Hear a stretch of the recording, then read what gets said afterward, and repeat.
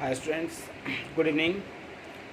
I am Praveen Shukla. So I am making video here for the giving information to you because जो बच्चे NEET की तैयारी कर रहे हैं तो उनके लिए एक नए रूल्स एंड रेगुलेशन आए हैं। उस चीज़ को आपको ध्यान देना है कि नीट में जितनों की भी रैंकिंग सेम आती थी, अब उनकी रैंकिंग जो है अब वो डिफरेंट कैटेगराइज्ड होगी।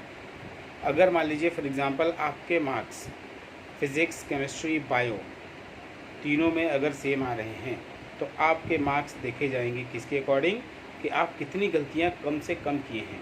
तो प्लीज़ आप एक चीज़ ध्यान रखिए कि जितनी भी क्वेश्चन आप अटैम्प्ट कर रहे हैं उस क्वेश्चन को आपको सीरियस नोट में ये देखना है कि आपने कितने क्वेश्चन अटैम्प्ट किए हैं और कितने रॉन्ग किए हैं।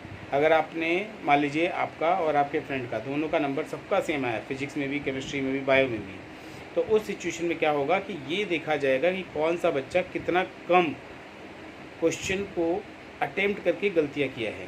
मतलब ये हुआ कि अगर मान लीजिए आपने 100 क्वेश्चन, 200 क्वेश्चन जितने भी हैं, अगर आपने उस क्वेश्चन को अटेम्प्ट करके और आपने कम गलतियों में उतने नंबर पाए हैं और उसने ज़्यादा गलती करके वो नंबर पाया है तो आपको रैंकिंग ज़्यादा दी जाएगी। मतलब आपकी रैंकिंग पहले आएगी फिर उसकी रैंकिंग आएगी।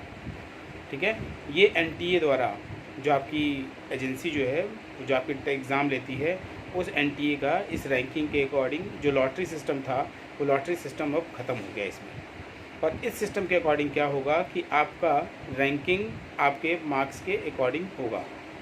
ठीक है, अगर आपके फ़िज़िक्स और केमिस्ट्री में मार्क्स सेम आते हैं, ठीक है, अगर मान लीजिए आप दोनों के मार्क्स सेम आ गए और फिजिक्स और केमिस्ट्री के मार्क्स आपके भी सेम हैं, लेकिन बायो में अगर डिफरेंट आ गया तो बायो में आपके मार्क्स देखे जाएंगे।